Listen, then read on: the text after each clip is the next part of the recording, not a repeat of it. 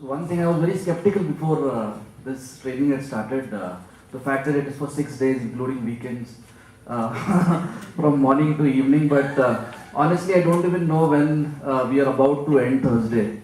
So I think it speaks a lot about how the training was. So thank you very much, Rangana and team. I think the amount of energy that you have pumped up in us is immense. So thank you very much for that. I think we all go through a lot of technical subjects as well, but the fact that yes, stress also plays a huge role in reducing productivity or the way a performance is. So I think thank you for taking this training. I think I personally have gained immensely on this.